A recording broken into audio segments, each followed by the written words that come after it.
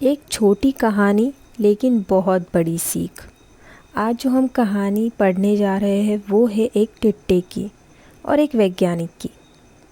एक बार एक वैज्ञानिक ने एक टिट्टे को पकड़ा और उसे अपनी आवाज़ पर छलांग लगाना सिखाया।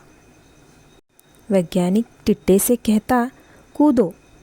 टिट्टा उसकी आवाज़ सुनते ही ज़ोर से छलांग लगा देता। अब वह वैज्ञानिक था तो प्रयोग करना बनता ही था। उन्होंने टिट्टे की छलांग पर प्रयोग किया। वैज्ञानिक ने उसकी एक टांग तोड़ दी और फिर बोला, कूदो। अब टिट्टे की छलांग की दूरी कम हो गई थी। वैज्ञानिक ने उसकी दूसरी टांग तोड़ दी और फिर से बोला, कूदो।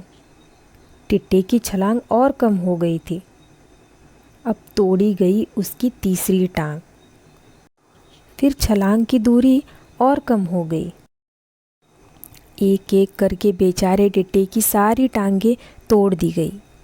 अब आखिरी टांग टूटने पर जब उसे कहा गया कि कूदो तो वह हिल भी नहीं पाया। अब वैज्ञानिक ने अपने निष्कर्ष अपनी डायरी में लिखे। जानते हो उसने क्या लिखा? जब टिट्टे की एक टांग तोड़ी गई तो वह थोड़ा बहरा हो गया। जब उसकी दूसरी टांग तोड़ दी गई तो वो और बहरा हो गया। हर टांग टूटने के साथ वो और बहरा होता गया और सारी टांग टूटने के बाद वह बिल्कुल ही बहरा हो गया। अब ज़ोर ज़ोर से चिल्लाने का उस पर कोई भी असर नहीं हुआ। वो तो अपनी जगह से हिला तक नहीं, छलांग तो दूर की बात थी। इस कहानी को सुनकर सभी को ऐसा लग रहा है ना कि क्या मूर्ख वैज्ञानिक था। इतनी सीधी सी बात भी उसे समझ में नहीं आई।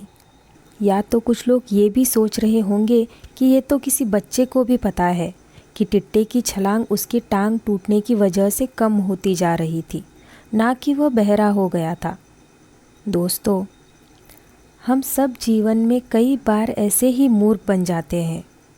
कई बार जीवन में दो घटनाएं एक साथ ऐसे घटती है कि उनका एक दूसरे के साथ कोई संबंध होता ही नहीं है। फिर भी ऐसा लग रहा होता है कि गहरा संबंध है। कभी कभी दिखता कुछ और है लेकिन समझ कुछ और आता है और वास्तव में होता कुछ और है। इसलिए अगर पछताना नहीं है तो जीवन में जल्दबाजी में कोई भी निर्णय ना ले। हमेशा समझबूझ का इस्तेमाल करें और सावधानी बरतें। नतीजे सोच विचार कर ही ले। दोस्तों, अगर आपको ये कहानी अच्छी लगी हो तो एक लाइक तो ज़रूर बनता है। ऐसी ही इंस्पिरेशनल और मोटिवेशनल स्टोरीज़ के लिए सब्सक्राइब कीजिए पोएटिक ड्रीमस्केप। मिलती हूँ नेक्स्ट वीडियो में। धन्यवाद।